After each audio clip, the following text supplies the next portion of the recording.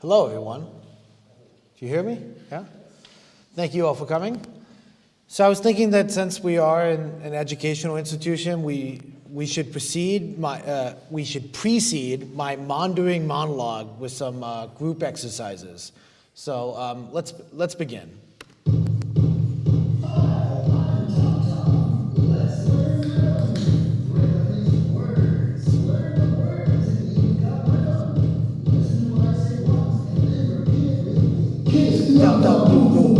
Kiss it up, dump to the boom, boom. Kiss it up, dump, boom, boom, boom. Kiss it up, dump to the boom, boom. Kiss it up, dump, boom, boom, boom. Kiss it up, dump to the boom, boom. Kiss it up, dump, boom, boom, boom. Kiss it up, dump to the boom, boom. Top, to the pop, practice.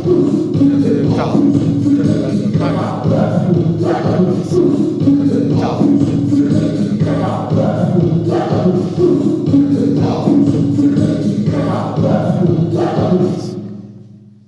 You guys got that one? Yeah? You think you're comfortable enough to move on? Let's try another one. These are really nice.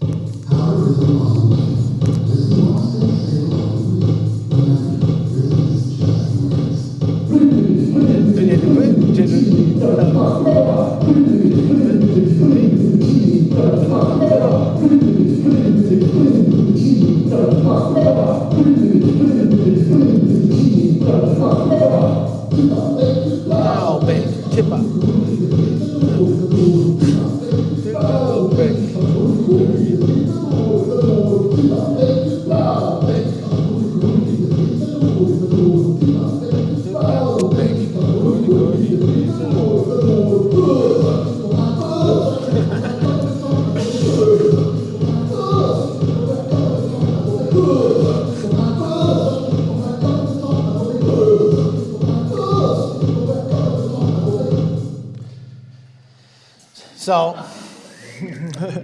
So that was the percussive pedagogue, Tom, and who's the instructor of Michael Portnoy's How to Rhythm videos, which he presents on Instagram and YouTube.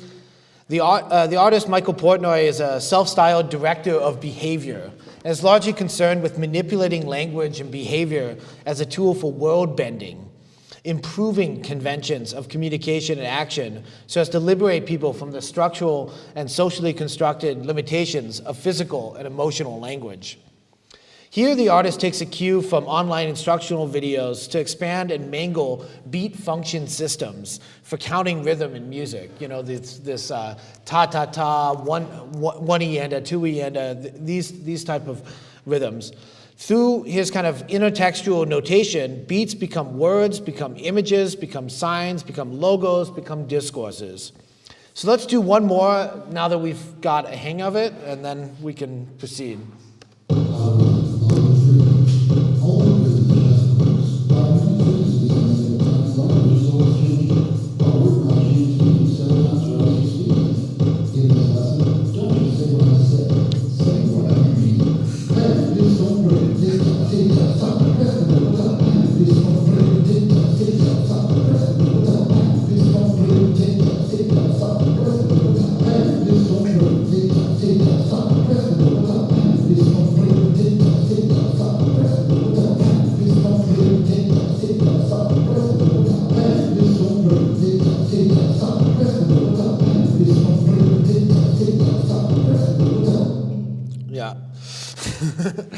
So I think Michael Portnoy made this using a captioning app that he had developed by with a group of linguists, which translates speech and sound into words for his Instagram feed, and he uses it elsewhere. Recently, Michael Portnoy also produced a multi-channel video work that sought to improve sex by integrating the complex meter and compositional structures of progressive rock. In 2018, Portnoy also initiated Rixling, which was this prescient project where participants have a private video chat with one of the organization's 6 directors of behavior by bombarding the participants with disorienting communication, actions, queries, and exercise. It was a form of word surgery. And it was meant to shake whatever the self is nowadays.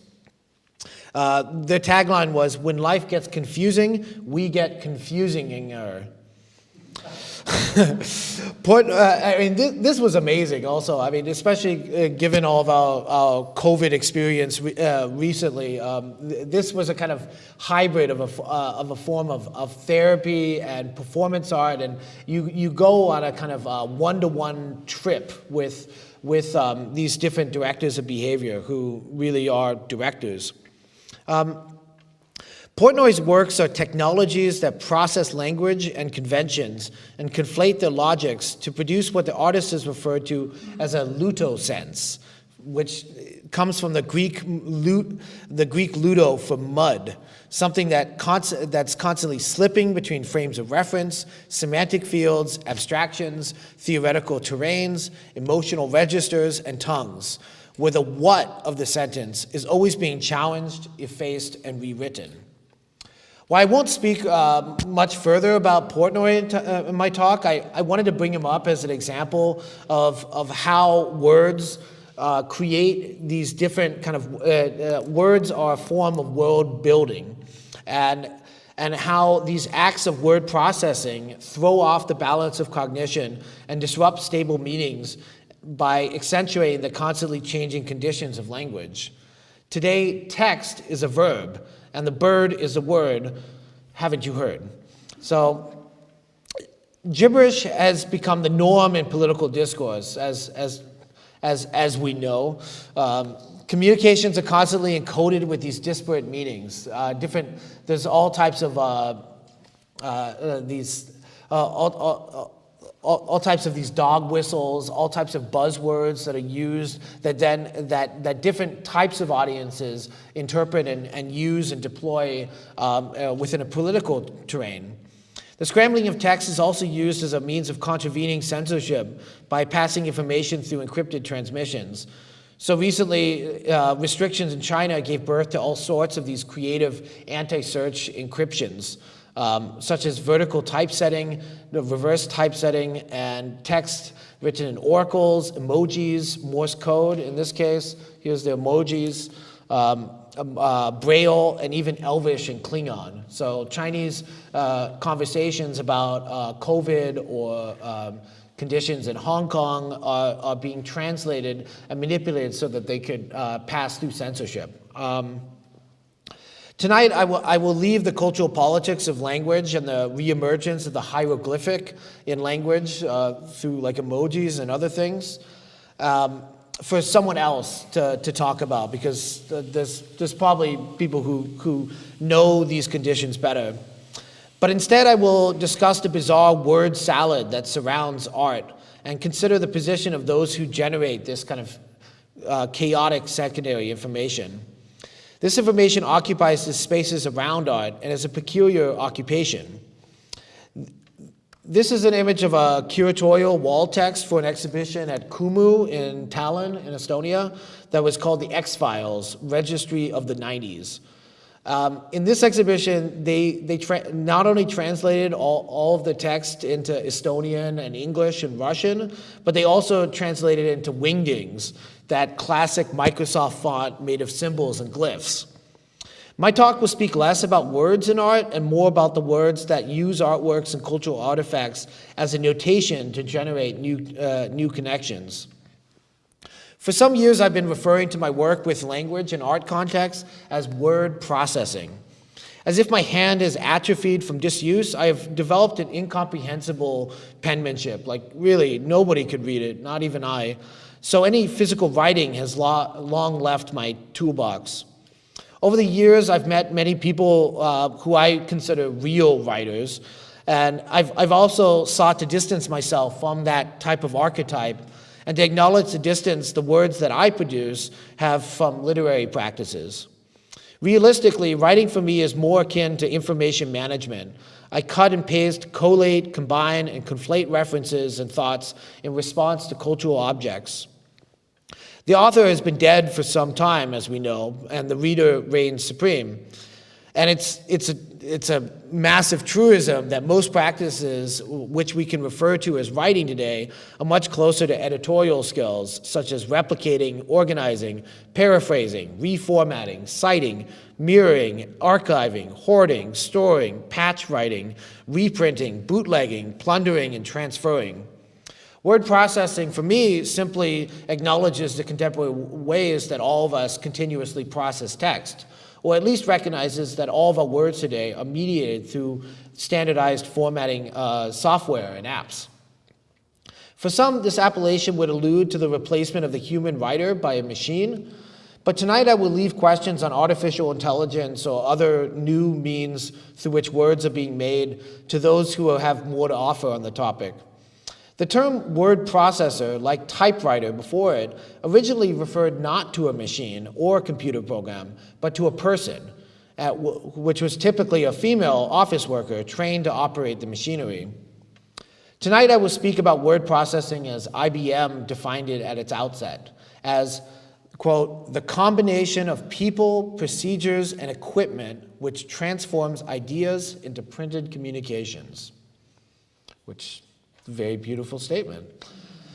Now we may think of word processing as a program of on our personal computers, international business machines. Envision the processing of words as a program to reorganize work, an ideal of an assembly line of centralized typing, dictating, and transcription in the hands of specialists equipped with a system of technology. Word processing changed the embodied labor of writing, its actual tasks, tools, and physical demands. And because gender was heavy in this type of production, it also reorganized the way that people worked. At different times, there was many different people who believed that word processing would allow women to move out of typing pools into positions of greater authority. But it certainly ended the association of typing with women's work and created another kind of network of labor surrounding the production of and movement of information. Word processing is a way of tracking changes in labor and thought, a system of metabolism within a network that digests and spits out information, producing a metatext simultaneous with the drafting of words. The media theorist Friedrich Kittler points out that we do not write anymore.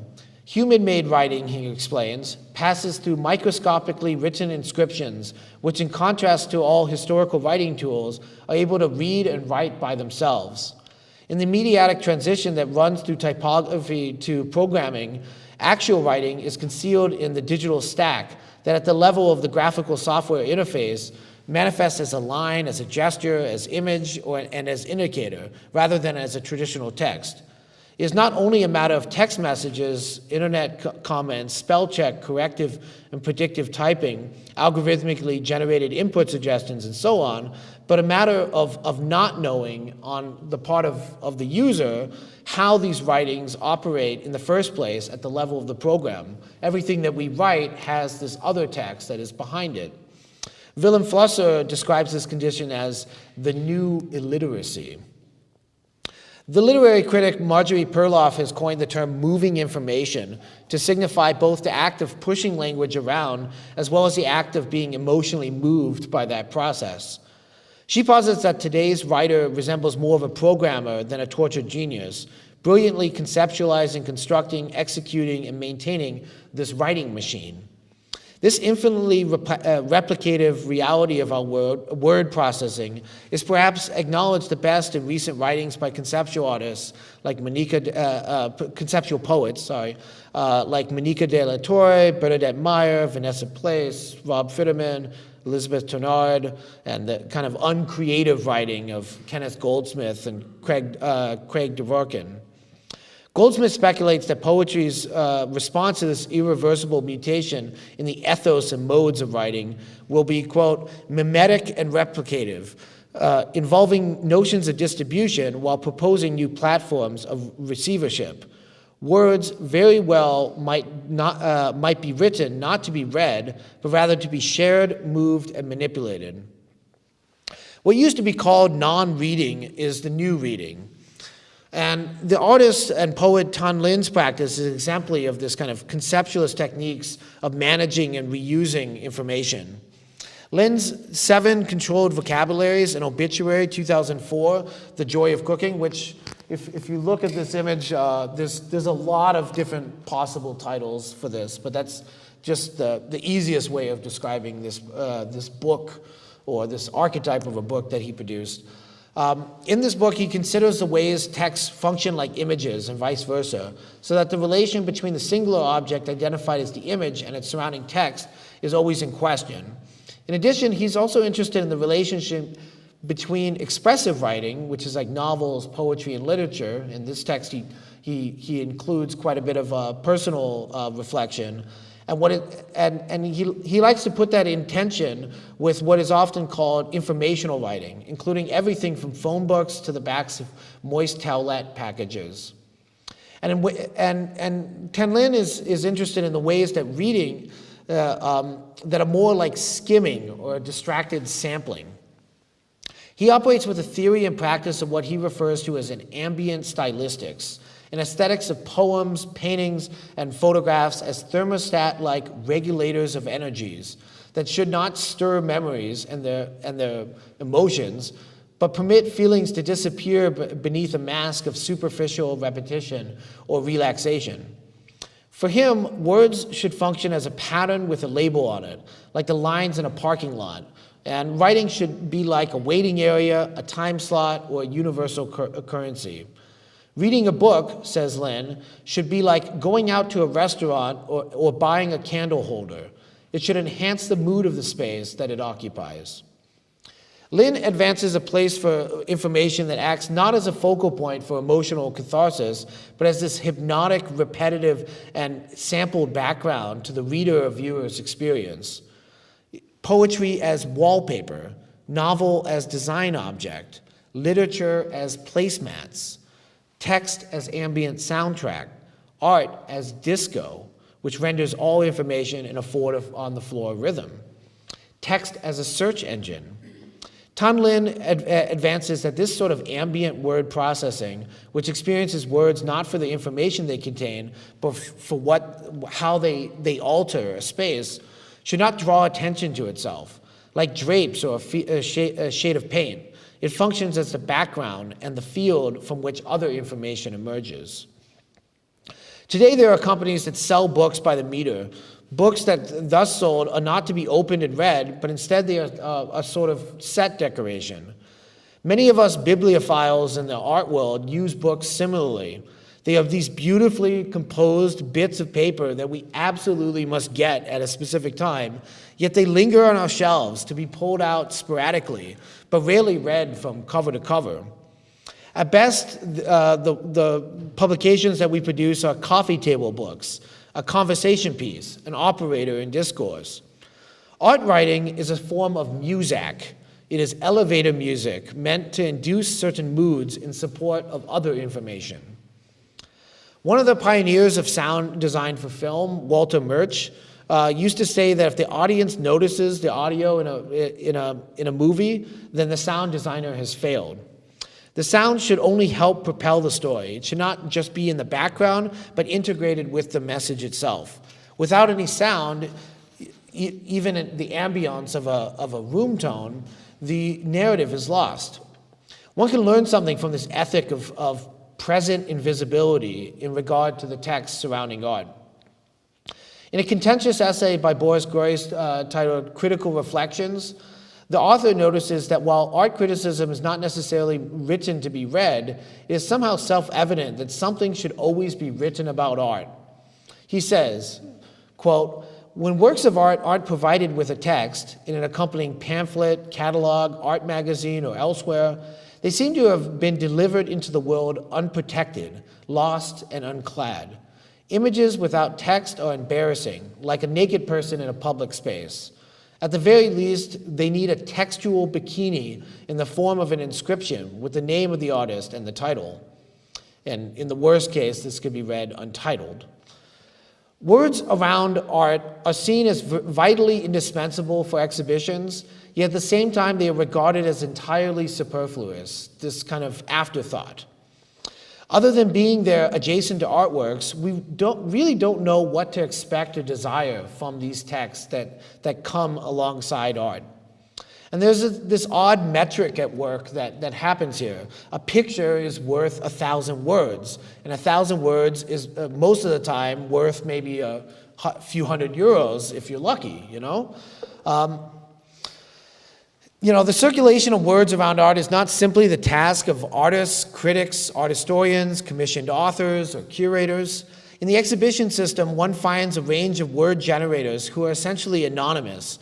They are unpaid interns, gallery owners and directors, bloggers, magazine editors and writers, publicists, collectors, advisors, interns, art history professors, press coordinators, gallery assistants, copywriters, assistants to the assistant curators, grant writers, friends of the artist, and other cogs in this wheel of art production. Indeed, in many cases, their labor is less a matter of generating text than of compiling and editing it for certain publics. It's patch writing, right? Like taking something and summarizing and rearranging it, already existing statements from and about the artist to provide this kind of protective, and the Boris Groys things, these protective text clothes for the naked artwork.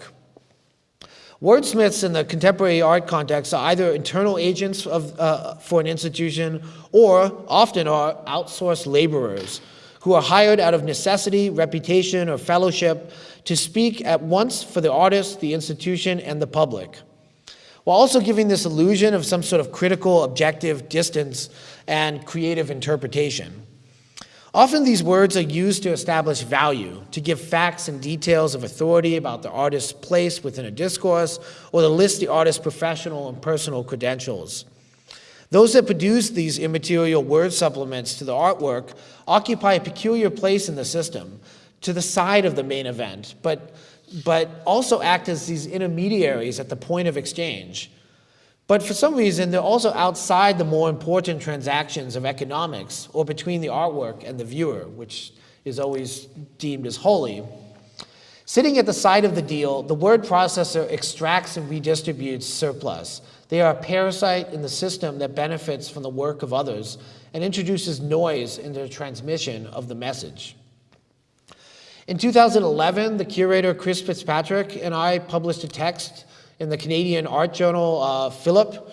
It's actually getting republished now, and it was titled "A Productive Irritant: Parasitical Inhabitations in Contemporary Art."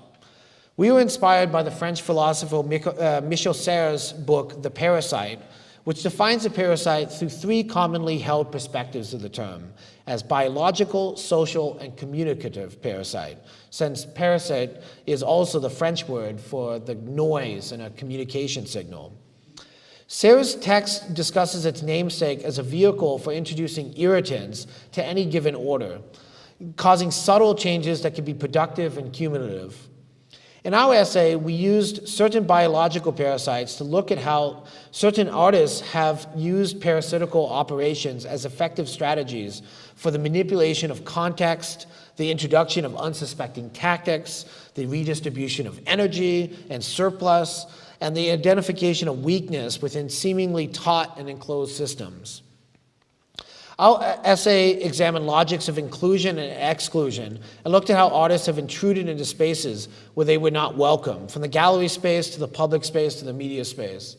So this is Raphael Ferrer dumping leaves in this canonical anti-form show called Nina Castelli. This is Graciela Carnevale, who closed the gallery that she was presenting in Buenos Aires, so that everybody who was there for the opening got stuck in there. And after about an hour, they realized that they were trapped, and so they broke the window and climbed out. And here's like Johnny Modi, who would he snuck around and followed a photographer for a Swiss newspaper, and would appear in the background throughout for over a week in almost every image of anybody. One of my favorite pieces is when he lives in Geneva, and he was at like a human rights summit for the UN, and he saw that nobody was sitting in the Indonesian delegates' place, so he just snuck up there and went there. So these are the types of kind of like intervening parasites that we were talking about. We also, in the text, we address the language and markers of authority and authenticity, reviewing a range of artists and activists who have appropriated and parodied the voice of power by exaggerating or faking expertise, forging documents, or changing their names. So we spent some time talking about like the Yes Men, for instance, who are an activist group who, through the creation of kind of copied websites and weird emails, they would get invited to become spokespeople for famous people. So this is Andy Bickelbaum of the Yes Men, serving as a spokesperson for Union Carbide, who had or Dow Chemical at that point, who were complicit in the Bhopal ecological chemical destruction in India, and so here he was apologizing for it, and it forced the actual people who were complicit to have to issue a press release saying that they don't apologize for this horrible massacre that they'd done. So looking at these type of questions. We also address the issues of unequal exchange, complicity, independence, and over-identification, looking at instances where institutions invited the parasite in, where artists addressed the system from the inside, or integrated the workings with a chosen system, or showed the kind of parasitical chain in which that artists are operating. So this is Anibal Lopez, a Guatemalan artist, who, what he did was he robbed somebody on the street, took their money and used that to pay for a show. And his work, El Préstamo, the loan, was telling everybody at the exhibition that they were complicit in this fact, and that the food and drinks that they were experiencing was based off of this kind of shady, violent exchange. And forcing turning the victim into a kind of patron of the arts somehow. And for once, the artist is the one who's demanding their own space in the world. Another great example was the Austrian artist collective Gelatin, where, I mean, this was in 2000, right before, this is the World Trade Center actually had a artist residency, and what they did was they blocked off so that nobody could see their artist their studio space, and what they had been doing was building a cantilevered platform that would hang at like the 97th floor or something, 96th floor of the World Trade Center. And they did this type of action. So showing these type of dependencies and these different kind of powers. The parasite is not only a means to take advantage and exploit a system, but also a way to understand our own dependencies, complicities, and assumptions regarding the world around us. In order to survive, the parasite becomes an expert in their host habits. Mr. Serra draws on the French hôte, which means both guest and host in English, to propose that all exchanges are asymmetrical. There's always someone intruding and extracting surplus. Hosts and guests interrupt one another, take from one another, and pay back one another at cross purposes. He speaks about the uninvited guest or the social parasite who charms their way onto a host's dinner table and eats for free. They are the ones who make an unequal exchange, paying for their food with words, staying close to the meat. And I'd say personally, often in these type of art kind of things, but that's often what we can do to extract the kind of surplus as a kind of peripheral character who's not adding any value to the space. We're trading words for food. This proximity of the parasite to its host and this translation of matter into hot air makes the parasite this kindred fellow of the word processor. As Serra says, to be exact, the parasite exchanges good talk for good food. He buys his dinner, paying for it in words. It is the oldest profession in the world. In our essay, we spoke about this was just another little bad joke. In our essay, we spoke about the Zymothera exigua, the tongue-eating louse, a crustacean parasite that latches onto a fish's tongue, drains it of blood, and then effectively replaces the host's tongue with itself. It's the only biological parasite that the host continues to live as normal and becomes a functional organ for the host. In our text, we related this to artists working in more discursive modes, who use this model for considering how artists who mirror, redirect, or overtake the voice and authority of their hosts, and who insert static into communications of which they would otherwise not have access. We looked at the language of authority and authentication, how you can steal, parody, or occupy the tongue of a chosen host to put words in its mouth. One example that we did not address in the text was in 1991 when the artist and musician Sergei Kuryakin appeared on an extremely popular Russian TV program. Speaking in a serious scholarly tone and displaying historical photographs, documentary footage, film clips, and interviews with scientists, Kuryakin put forward a remarkable thesis on the origins of the Bolshevik Revolution to a national audience of several million viewers. Kuryakin started by saying that he had just returned from Mexico, where he had studied the influence of hallucinogenic substances on social revolutions. Quoting from published memoirs, scholarly books, and other literary sources, which he had from this impressive library behind him, Kuryakin explained that Lenin and his revolutionary comrades were great lovers of the wild mushrooms that grew in Russian forests, or it's not totally accurate, it was in Ukraine at the time, but yeah. But after that, showing excerpts of previously recorded interviews with mycologists and botanists about mushrooms, he added his own research finding that if an individual regularly consumes these mushrooms for many years, that individual's personality becomes gradually displaced by the personality of the mushroom. Kuryakin then made his famous claim, quote, "I have absolutely irrefutable evidence that the October Revolution was carried out by people who for many years had been consuming certain mushrooms. And in the process of being consumed by these people, the mushrooms displaced their personality. These people were turning into mushrooms. In other words, I simply want to say that Lenin was a mushroom." Despite the outrageousness of this claim, a surprising number of viewers failed to recognize the program as a provocation and started calling the studio for an explanation. So why did this parasitical gesture work so well?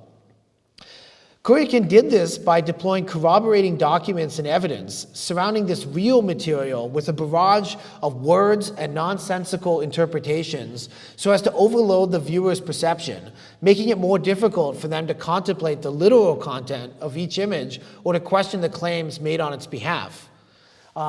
Here, this is my favorite, where at one point he looks at this iconic kind of tank that Lenin would drive around in, and then he compares the morphology to the mycelial structures of mushrooms. So here, Kuryakin infiltrated the system's internal structure and faithfully reproduced the forms of its political rhetoric, its language, mass media, system of presenting evidence, and its focus on recovering original and previously unknown meanings hidden inside canonical documents, images, and texts. In an interview, Kuryakin said that, quote, "Being a parasite vis-a-vis a system means, on the one hand, possessing a structure that is completely independent of the system, but on the other hand, being part of the system, feeding off of it. Parasitizing is like looking deep into things, not negating, ridiculing, or judging them, but making visible their internal criteria. The voice of the institution beckons its public, and in doing so, it simultaneously brings that public's existence into being, reproducing the ideological network of policies, tastes, positions, and actions to which one must subscribe to be a constituent. These claims are circulated by an institution's internal agents through a variety of structures. In art, such forms range from press releases, publications, wall text, and other didactic materials to events and educational activities, as well as the normative curatorial process of including, excluding, and arranging objects within exhibitions. Today, discursive and promotional channels are often confused as equivalent means of mediation. Some 50 years after the introduction of conceptual art strategies, press releases do sometimes operate as a primary site for the work's dissemination in a globalized arena where it is possible to find out about almost everything, but impossible to know and see everything in its entirety.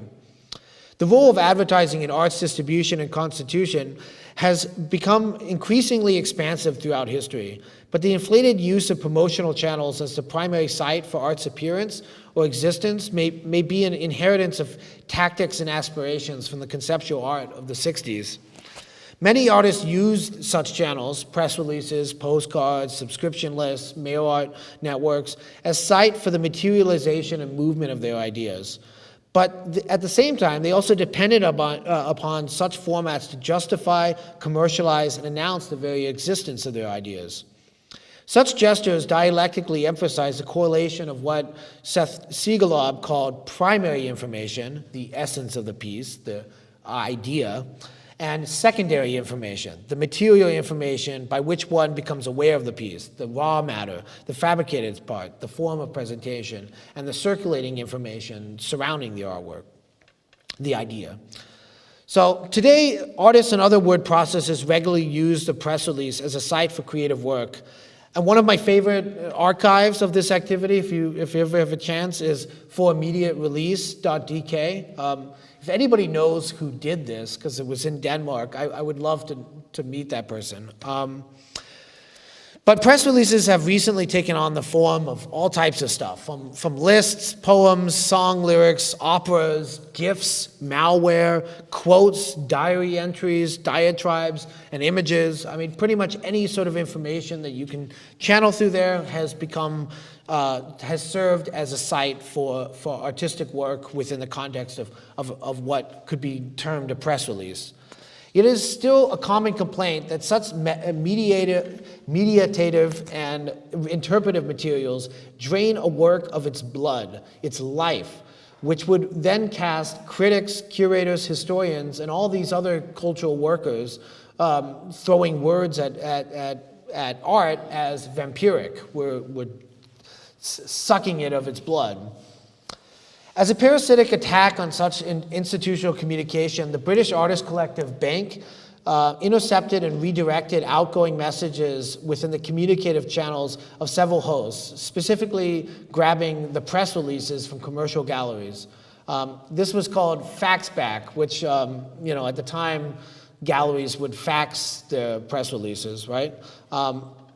And so for this project, Bank collected and edited publicity materials issued by galleries, commenting on the grammar, content, tone, form, and style of the text directly onto the press releases in circulation at a given time. They then faxed the documents its members had altered back to the galleries that issued them, and later exhibited these documents as works. The attention paid to these generally one-way streams of information was redirected in almost real time, away from the abstracted subjects to which they referred and back in on their points of origin, stimulating reflections on not only the significance of the press release, but of the artists, institutions, and discourses that were involved. Bank's parasitical methodology sabotaged the institution's rhetoric by mirroring its voice and occupying its physical circuits of transmission. By locating its work within the press releases, they detached this parasitical format, this words that are attributed to art, from this kind of dependence on the work, and showed the mechanism of dissemination as the kind of primary material, site, and receptacle for events and ideas. And we know this now very, very clearly through the logics of efflux or Contemporary Art Daily or Art View or any of these type of things.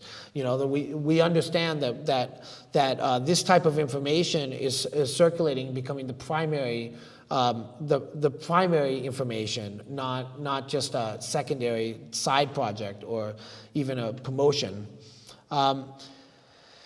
Banks' parasitical inhabitation affirms Barth's rhetorical question: does the best of subversions consist in disfiguring codes, not in destroying them? Bank critiqued the shallow words flowing in the system of art and challenged the authority of the institutions, as well as the larger system in which they operate. Ultimately, Banks' intervention showed press releases to be inflated and pompous advertisements, masquerading as critical commentary and contextualization. A more recent attack on the words surrounding art was this contentious 2012 article in the journal Triple Canopy, where the authors Alex Rule and David Levine analyzed and attempted to understand art world speak through statistical analysis of press releases sent on the global art event email service eFlux, which they dubbed International Art English. Similar to Bank, their target was on the highfalutin rhetoric of the art world, analyzing the idiosyncratic vocabulary and syntax and the empty statements full of bizarre, made-up words proliferating throughout. Citing this overabundance of prefixes like para, proto, post, and hyper, and the making of verbs and adjectives into nouns where something's not visual, it's visuality. They attributed this habit to this incorporation into art discourse of a kind of sloppily translated French and Frankfurt school theory, represented that they attributed to the journal October. Comparing the language of press releases to proper English, they asserted that, quote, this language has everything to do with English, but is emphatically not English. My feeling about this article is not only that it reduce the art world to some sort of homogenous identity, but also that it had this kind of racist, global North and Anglo-American bias that reproduces this long history of policing how people speak.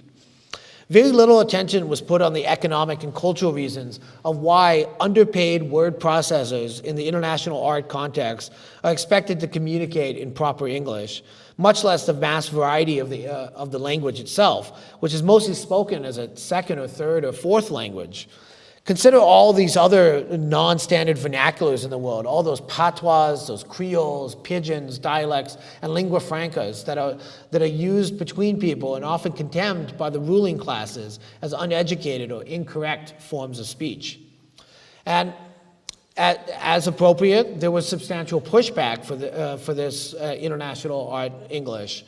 The artist Martha Rosler called out the fallacy of statistical analysis to interpret text.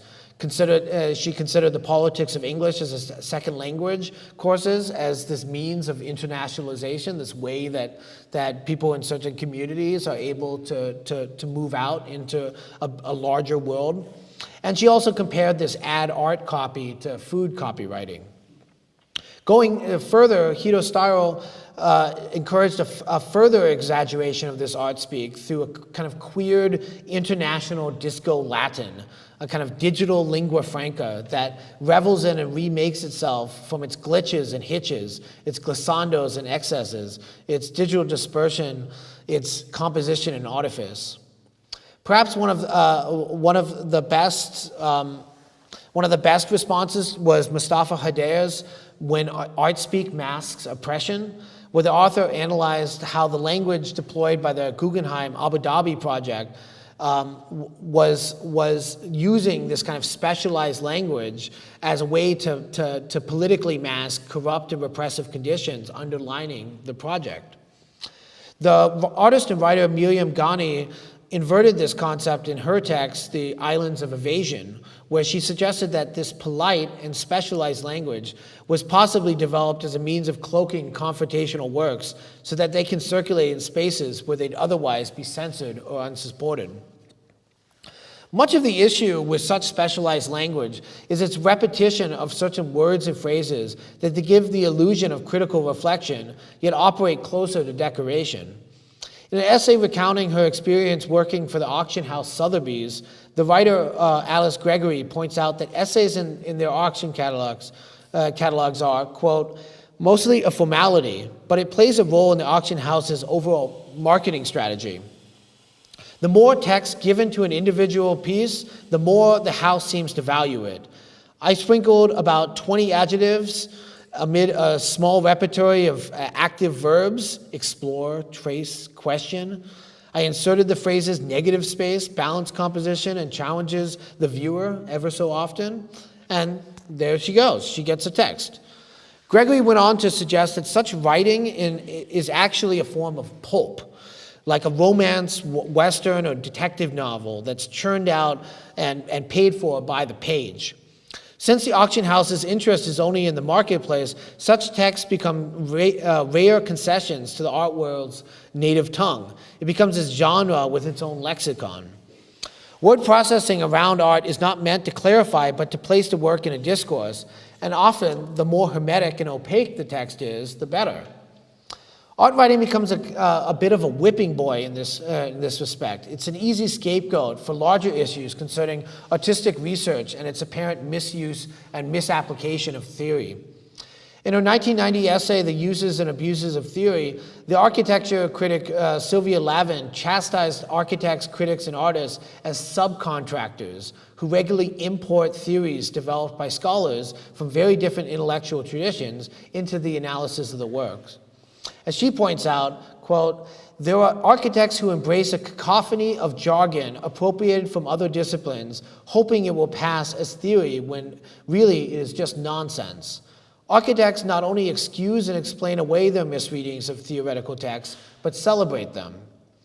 But is this really a bad thing? Why must the dilettante be reprimanded and treated with suspicion? It smacks of not only this anti-intellectualism, but also serves as this means of policing the boundaries between disciplines, as if we're not allowed to talk or be interested in quantum theory if we're not a quantum physicist, you know?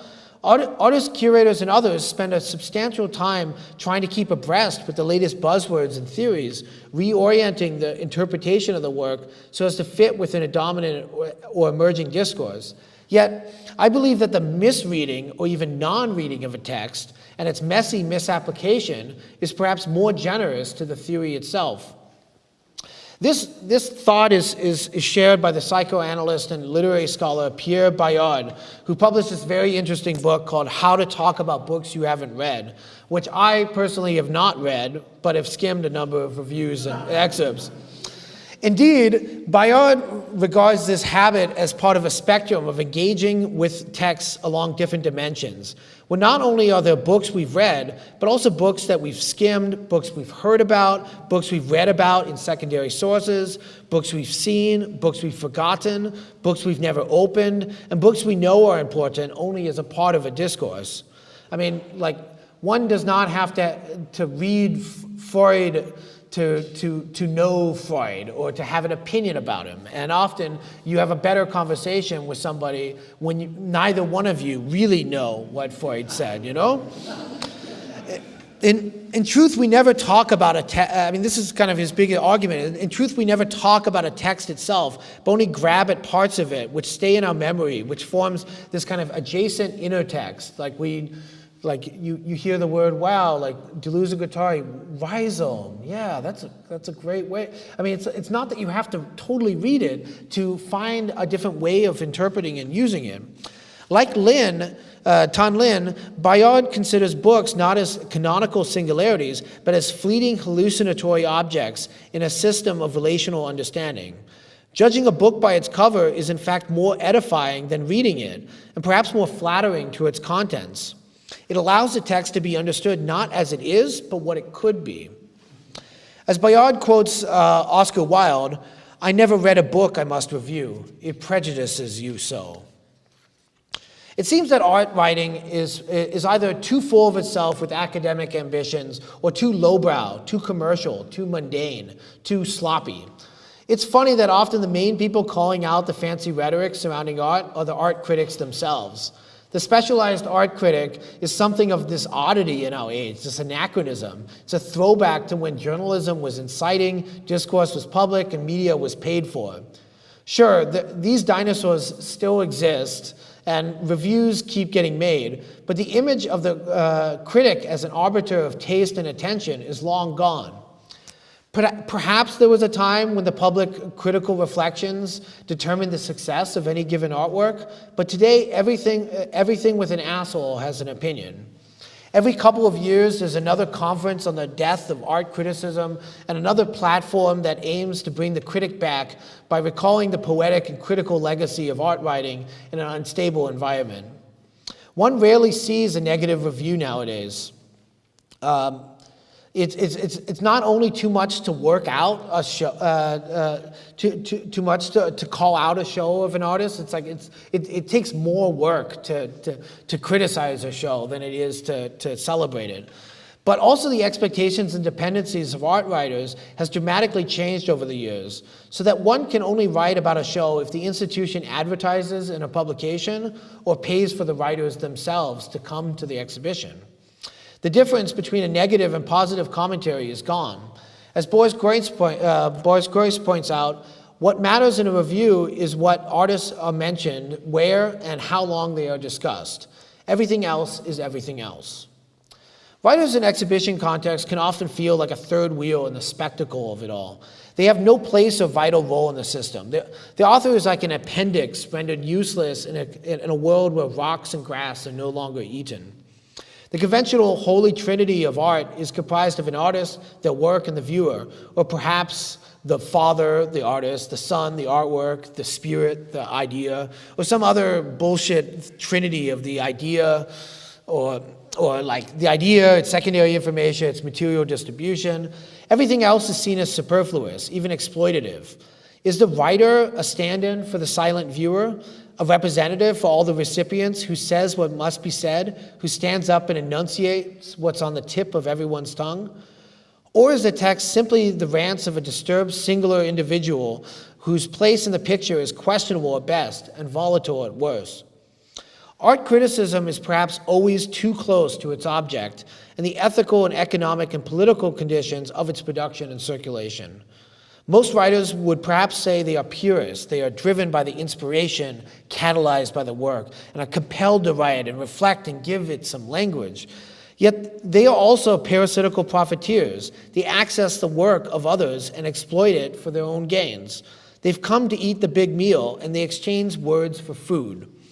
The writer whispers sweet nothings into the artwork's ear, or even worse, they share terms of affection to the artist, the gallerist, the curator, the collector, the whole damn system and all its damn actors.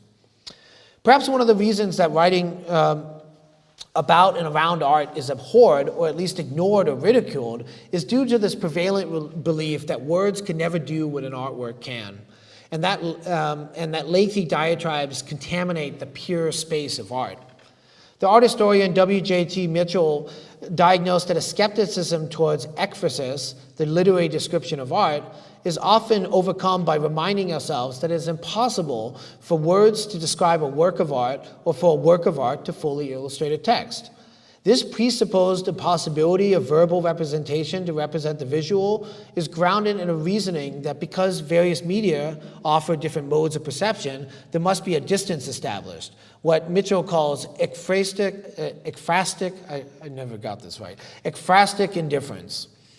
Although verbal representations may describe, cite, or invoke their object, nonetheless they are perceived as incapable of representing their object in the same manner as visual representations do. Numerous writers and critics today spend much of their word counts on reminding the viewer that the work is indescribable, that words can't meet up to the work, but they're still willing to try anyways. I think that's bizarre, you know? The next stage is what, in this kind of process, is what Mitchell describes as ekphrastic hope. This is maybe closest to how words work in most contemporary art contexts today, an ideal situation. Here, the main task is to describe and explain in an attempt to represent before the mind's eye places, pictures, events, or persons, and to make us see and experience the art as best we can through this hearsay. Word processing becomes a converter which translates the solid form into ephemeral and transparent information. Often such forms of writing end up regurgitating the press release or the artist's statement, or serve as a play-by-play description of the writer's apprehension of the work. You know, I walked in there and there it was. I was in shock. You know, this type of stuff. And if this ekphrastic hope involves a reciprocal exchange and translation between visual and verbal art, Mitchell's diagnostic of ekphrastic fear perceives this interchange as a dangerous promiscuity. There's a generalized fear that the stability of each form will be threatened by showing their mutual influence on each other, and both will become kind of worthless in the process. If the artwork can be comprehensively described in words, why make it at all? In a 1920s story that was republished in the 80s by Sigmund Krzyzanowski called The Letter Killers Club, this story follows the meetings of a secret society of men who believe that committing words to paper has, quote, crushed the reader's imagination. The men, self-labeled as conceivers and known by nonsense syllables instead of their given names, would meet every Saturday in a firelit room lined with empty bookshelves to exchange works of fiction that they call conceptions and that they are forbidden to write down. Writers, quote, writers, in essence, are professional word tamers, the narrator says. If the words walking down the lines were living creatures, they would surely fear and hate the pen's nib as tamed animals do the raised whip. Or, a better analogy, do you know about the production of astrakhan fur? Suppliers have their own terminology. They track the patterns of the unborn lamb's wool, wait for the necessary combination of curls, then kill the lamb before birth. They call that clinching the pattern. This is exactly what we, trappers and killers, do with our conceptions. Pretty heavy, huh? I don't know if you knew about that, but yeah, I didn't. There is a fear for both the writer and the artist that a text will go too far and kill the work, as the Letter Killers Club believe. Often this is described as suffocating or drowning or burying the work in text, as if the artwork can't hold up or survive the onslaught of explication, or that the artwork's mystery will be exposed and therefore annulled. How to proceed as a word processor without demeaning or reducing or enslaving or aborting the work as a tool for words? It's a fool's errand. If any text adequately describes the work, then the writing has merely succeeded in the guessing game given by the artist, which reduces the work to illustration.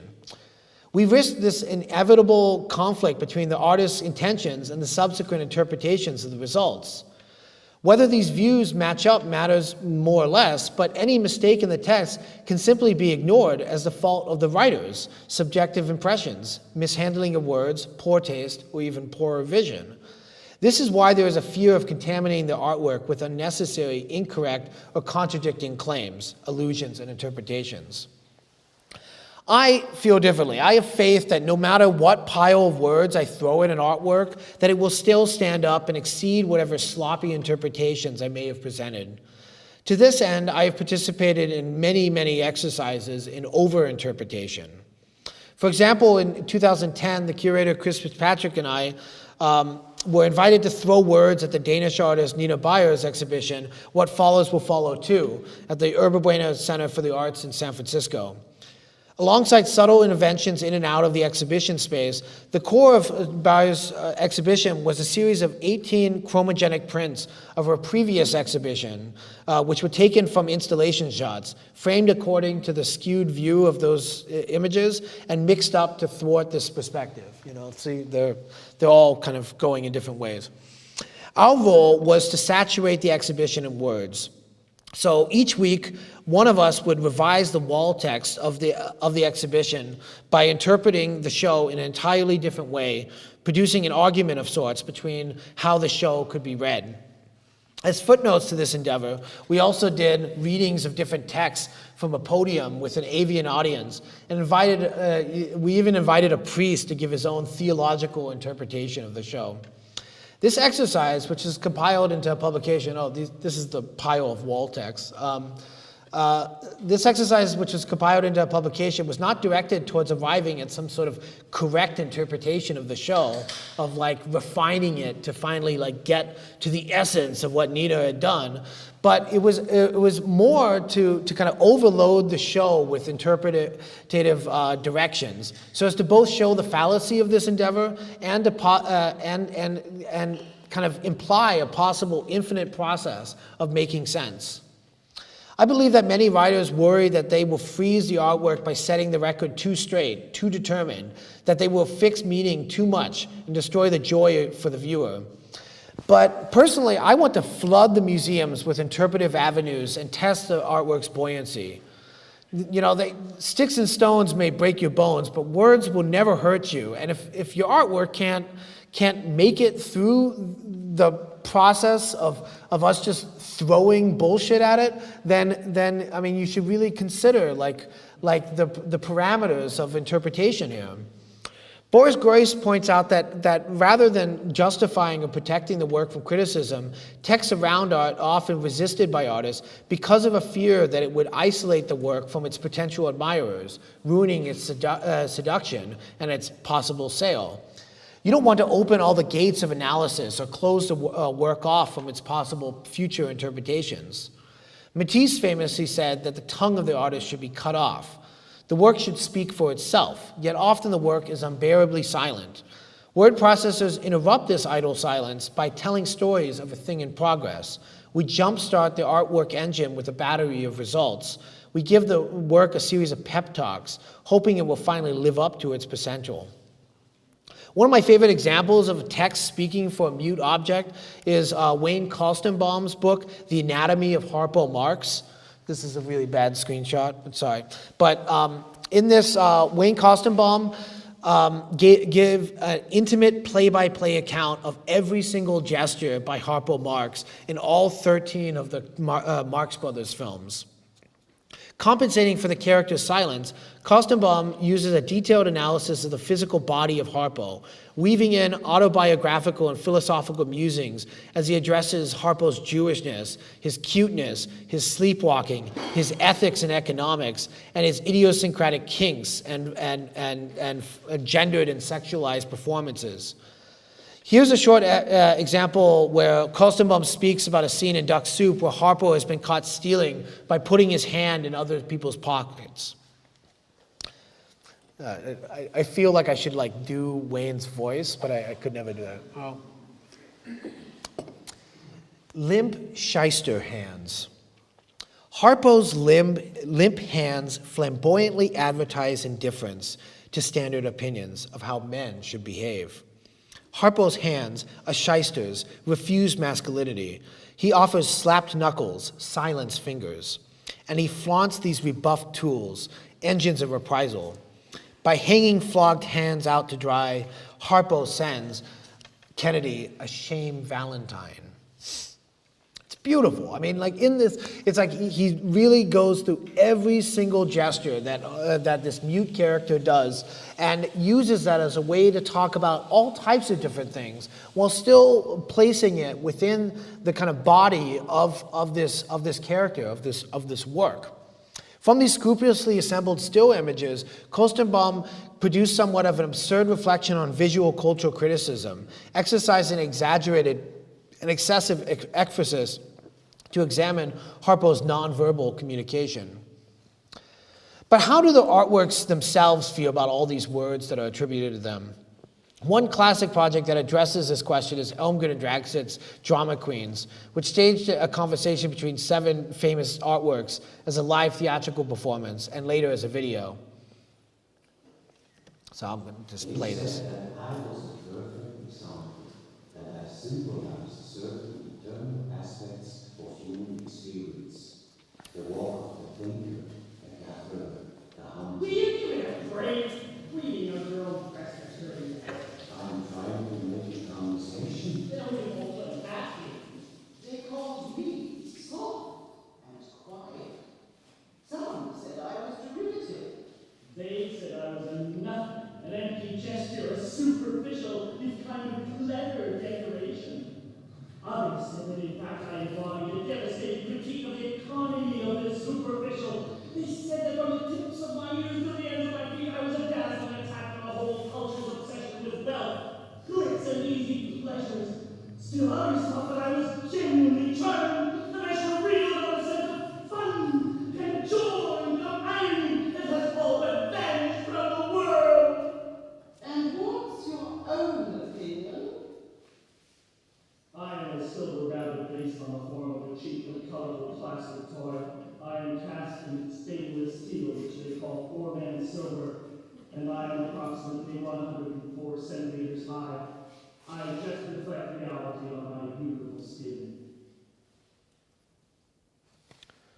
that beautiful? I mean, it's like, why are we not asking the artworks exactly what how they feel about themselves? In the past years, there's been numerous attempts at writing from the perspective of objects, perhaps most notably in recent writings by Travis Jepsen, which speak about artworks from their own embodied interior lives, which certainly follows a tradition of writing through objects set out in Gertrude Stein's 1914 book of poems, Tender Buttons, right? Like in there, she's also kind of trying to understand an object from the position of that object. Another inspiring practice that in some ways inherited Stein's use of objects to generate text was how the writer Kevin Killian contributed 2,639 Amazon reviews before his death last year, fully integrating into the logic of online customer reviews to become one of the top 100 Amazon reviewers. The novelist, poet, playwright, curator, artist, Kylie Minogue enthusiast, an all-round polymath and amazing friend and mentor, Killian would not only draft thoughtful meditations on highbrow and lowbrow books, movies, and other cultural phenomena, but he would also write about pretty much anything that resided on the online platform. So there's reviews of fishbone earrings, hair curlers, houseware, duct tape, his baby food one is so funny. And you're just wondering, like, how is he tasting this? And I mean, like, there's another one where he talks about Advil, which is a brand name form of ibuprofen, and he says, like, oh, well, this reviewer says that you could just get the off-brand kind of version, but let me tell you, Advil is the best, and talks about its like candied kind of coating, and how that he would just eat it every day if he could, and then tells a story about how there was an industrial accident that hurt his foot, and that he felt that it was like a little kind of like a Pez dispenser. So he used these objects as a springboard to generate these texts and reflections, taking on different personas and inhabiting the internal logic of not just the object, but as well as the perspective of this discerning consumer. I personally like to approach writing about cultural objects in a similar manner, whereby art generates its own logic from which the language around it must respond. Whoa, sorry. Whoa, yeah, sorry. There we go, yeah. Sorry. In San Francisco Bay Area hyphy rap culture, there's this curious practice called ghostwriting the whip, whereby a driver exits the car while it's in gear and dances on and around the moving vehicle while it slowly propels itself forward. I regard this dangerous form of car surfing as a model for word processing, whereby one activates or is invited into a concept, the vehicle, the object, and then steps back, allowing the work to propel itself under its own logic. All I do is just dance around it, right? Certainly this relates to Sola Witt's dictum that the idea is the machine that makes the art. But for me, this is simpler. Rather than direct its meanings and provenance, I enjoy just kind of being around the vehicle as it moves, accessing its rhythms and pace to generate numerous misinterpretations, analogies, associations, and possibilities from the work.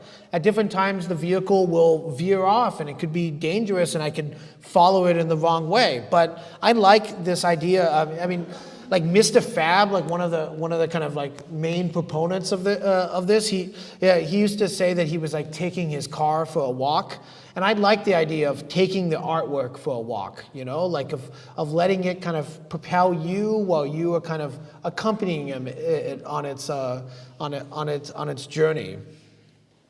So this practice of word processing is akin to Jochen Schulte-Sass's thought that criticism here is a constitutive instrument for a form of art not yet realized, that is no longer viewed in terms of works, but rather as reflection through the medium of works. Art writing is thinking about the world through artworks, not applying the world to the artwork. Boris Groys, I just keep talking about him. I don't really mean, I don't think that this was like the most groundbreaking article, but he does make a really good point that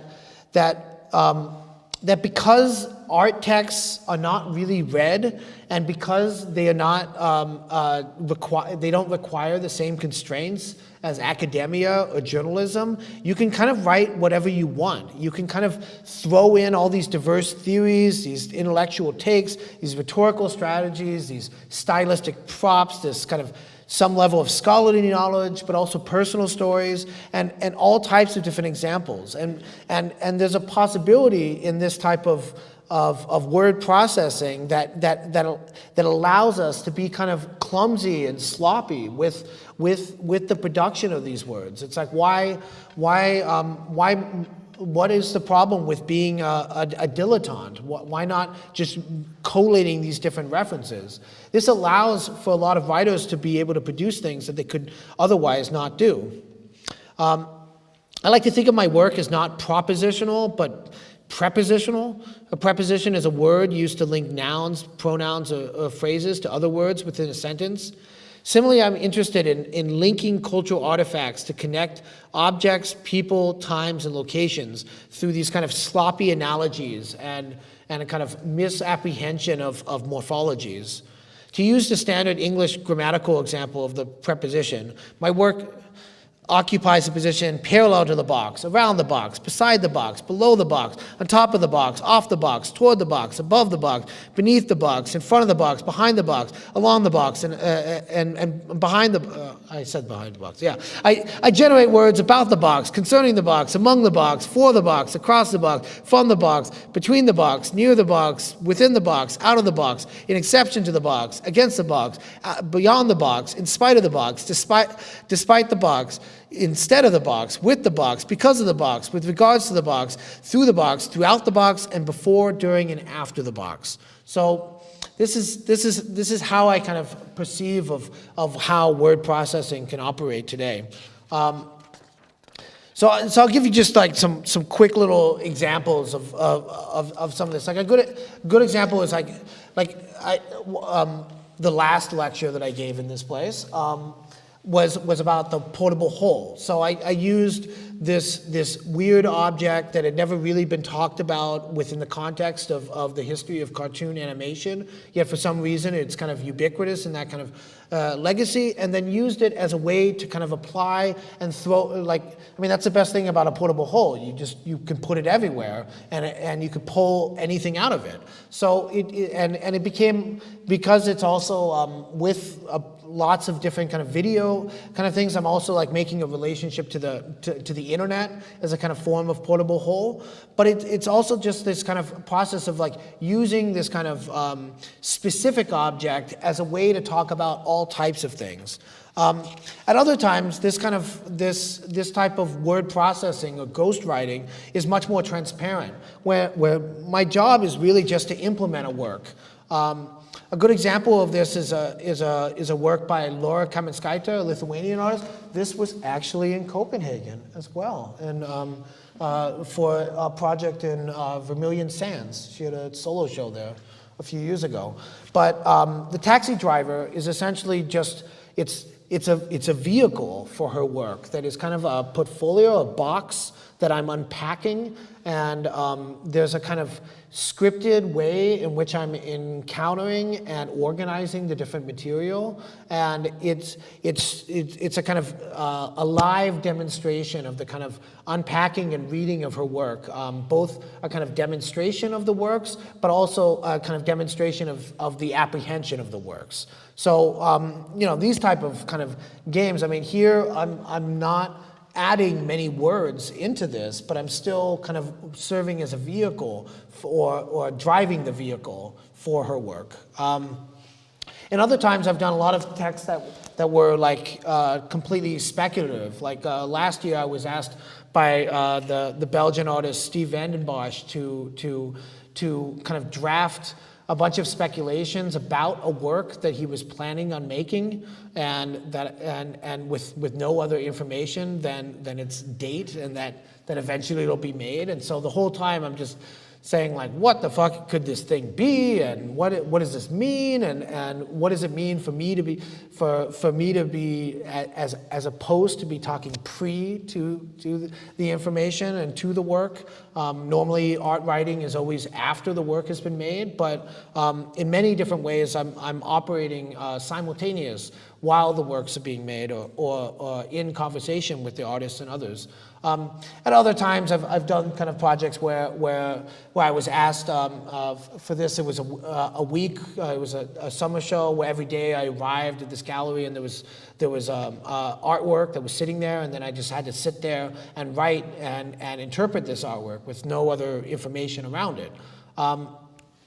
At other times, this kind of ghostwriting is and word processing has also taken on other kind of forms, or if, like, the works have generated their own logic. So for this publication about the artist Gonzalo Pena, Portuguese artist, called Unfinished Mandarin, we were looking through a bunch of the images, and I noticed one of them was had this. They have all these kind of intertextual, weird kind of references and dirty jokes and stuff. And in this, he refers to John de Mandeville. John de Mandeville is possibly a fake name for a kind of one of these very early, like a kind of late medieval kind of global journey stories. It was normally kind of seen as a kind of as a depiction of, like, traveled around the world and saw all the strange things that exist in the world. But what is possibly more true was that this person had just, John de Mandeville, had just compiled a bunch of other kind of travel narratives about dog-headed men and other kind of like racist kind of caricatures around the world, and used that as a way to do this. So I saw that he had this reference to John de Mandeville. So for my text in this publication, what I did was kind of sloppily misinterpret different images and drawings that he had done, and gave kind of these different narratives through that, using the stories and logics and formats from the John de Mandeville stories to kind of contextualize it. So and then I sloppily translated it through like an online like medieval language translator, and then edited it a bit, and so that it sounds like a really kind of crappy medieval travelogue, but with some different, like, bizarre interpretations of the works. Another example that I would do was I did this exhibition at the Kunstverein München with João Maria Guzmão and Pedro Paiva and Alexander Estrela, and it was an exhibition called Lua Cal, called Moondog. And in this exhibition was this kind of experiment in lateral cinema. So what was there was just we had lots of films and videos, and we had a projectionist whose job was to kind of activate these different combinations of different images and sequences throughout the rooms, and it would kind of shift every 15 minutes or something. And you know, at one point we decided we were planning on kind of doing a kind of interview or some sort of communication, but at one point the artist and I and Chris Fitzpatrick as well, we got to a point that we were less interested in, because we were coming up with all these great ideas about what type of conditions this interview with this kind of projectionist would be. And what we decided was, instead of actually doing the interview, we would just do these kind of forms of flash fiction, where we would just kind of pull out all these different types of scenarios for the interviews. So every day they would meet, Tom and Jerry, the projectionist, would meet, and they would be interviewing each other, and then we would tell the kind of stories of how they would interview. So this kind of, and each one of these had a kind of logic that was referring to their practices, but without ever explicitly saying anything about certain works. There was just like little bits of data. One of my favorite ones that I had done was that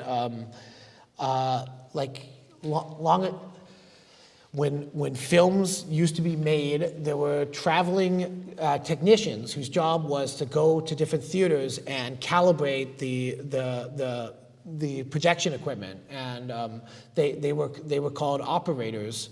And so I did a really crappy parody of the lyrics for Sade's Smooth Operator, using the kind of logic of them like calibrating the machine. Yeah, this type of stuff. You know, it's generating words that are surrounding it, not really giving information, but producing these different kind of thoughts and vibes, responding to the artworks.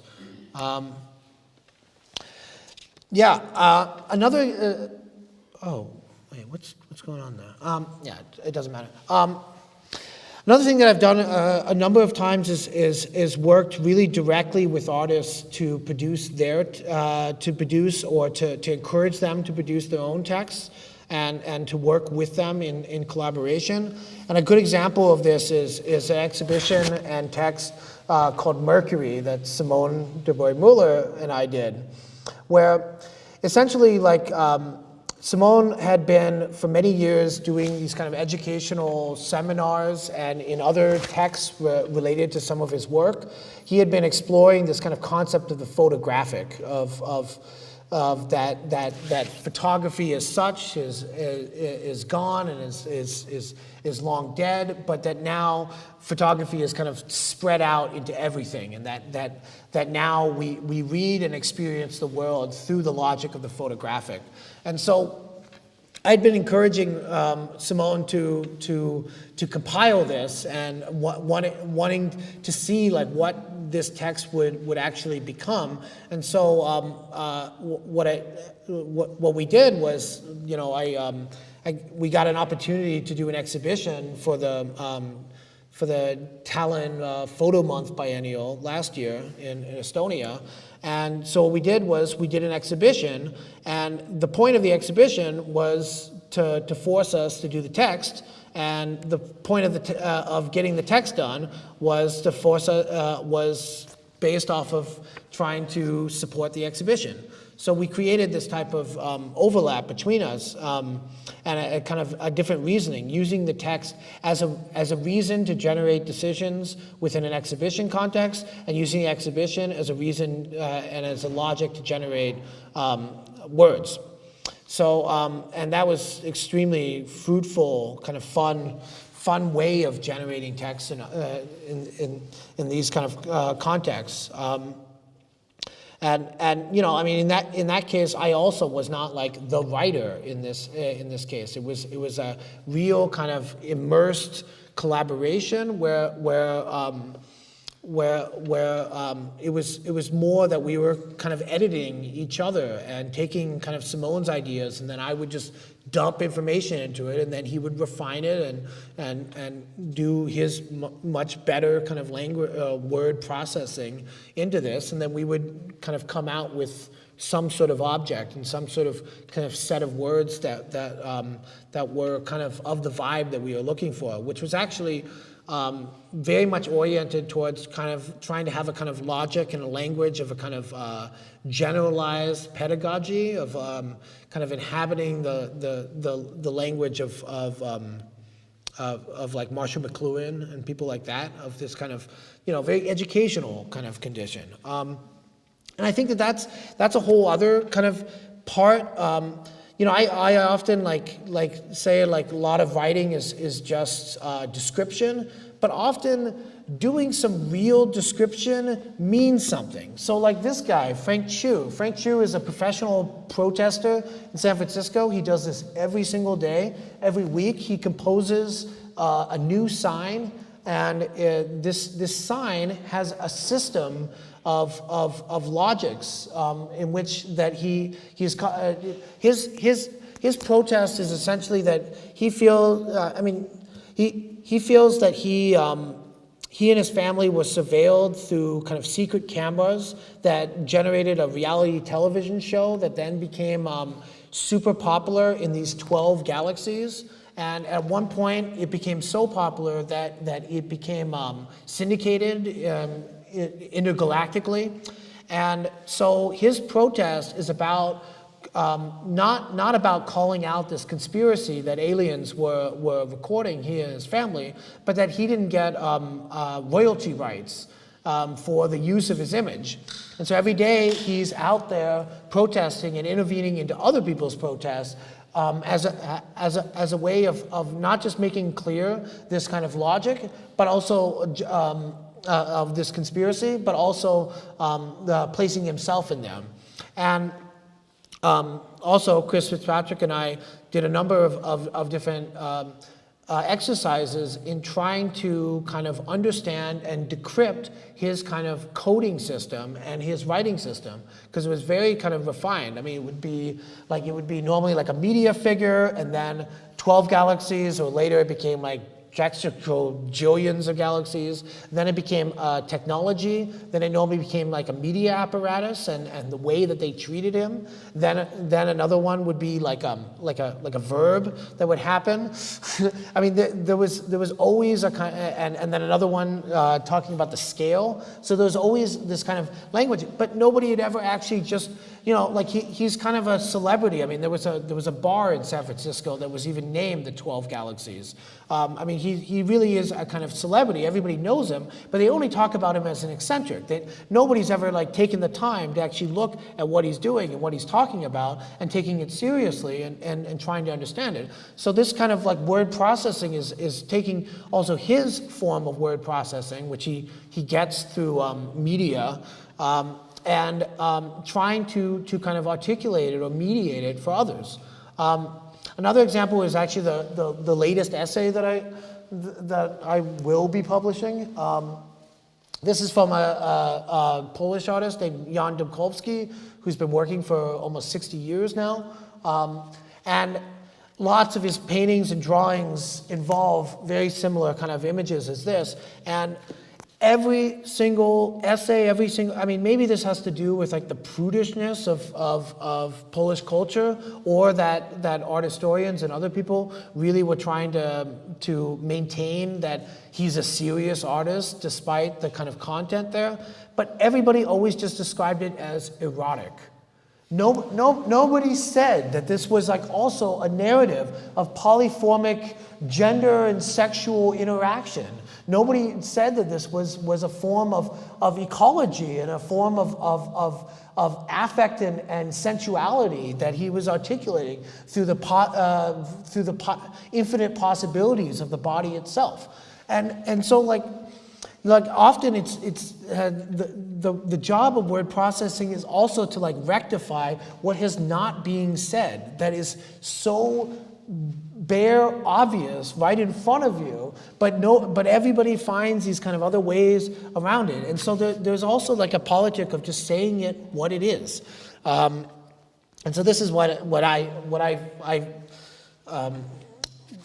really tried to do in this, weaving in all types of like transhuman and transgendered kind of and queer theories, as well as ecology and the logics of animation and plasmaticity. So just to end, because I realize that now it's gone really long. I'd just like to briefly share another word processor as a model for how words can work today. And this is the Rammelsy. He was a hip-hop legend. As I understand it, the artists Stephanie Jemison and Jamal Cyrus actually did an exhibition here in 2012 that was a kind of a reading room that was also inspired from the work of Rammelsy. But he's a graffiti writer, rapper. Oh, he died in 2010. He's a graffiti writer, rapper, sculptor, art theorist, and a junk bot modeler. And he was the originator of a philosophy and practice that he referred to as the iconoclast panzerism, within a broader philosophy that he developed in the late 70s that he called Gothic futurism. The essence of Rammelsy's manifesto is that language is an act of violence. It enforces discipline, and that whoever it's a form of enforced discipline, and that whoever controlled it could steer people's thoughts and imaginations. His hope wasn't to replace English; he wanted to annihilate it from the inside out. Once liberated, the word and the letter can then be weaponized against further manipulation. So Ramilsy was obsessed with the story of Gothic monks whose lettering grew so ornate that the bishops found it unreadable and banned the technique. The monk's work wasn't so different from the increasingly abstract style of wild style graffiti writing, which turned a name into something mysterious and unrecognizable, a code through our urban environment that estranges all that can't decrypt it. The Ramilsy developed a philosophy, Gothic futurism, an artistic approach, iconoclastic panzerism, because iconoclast, because he's a symbol destroyer, and the panzerism is because he's engaged in symbolic warfare involved at arming all the letters of the alphabet so that they would liberate themselves. So his kind of mentality was that, you have the letter, then you have like the kind of bubble letter, then you have the wild style, and then you have Gothic futurism, the next step to this kind of warfare. His kind of transformation of letters and his weaponizing of speech was about kind of generating these kind of racers, which he identified actually as kind of militaristic models for real kind of warships that would be kind of ultimate weaponized graphemes of the ideological rap battles and would kind of fight against the oppression of the masses through the tyranny of language by kind of inserting this kind of like counter narrative of kind of distorted language and weaponized speech and signs. So here he was returning to this kind of return to the sacred practice of the monastic orders, as well as a leaping forward into this kind of anarchic vision of the future. So just to kind of end this and bring it up for questions, to answer the question, why words now? Because words are vehicles ready for battle, and they're cheap. So, thank you.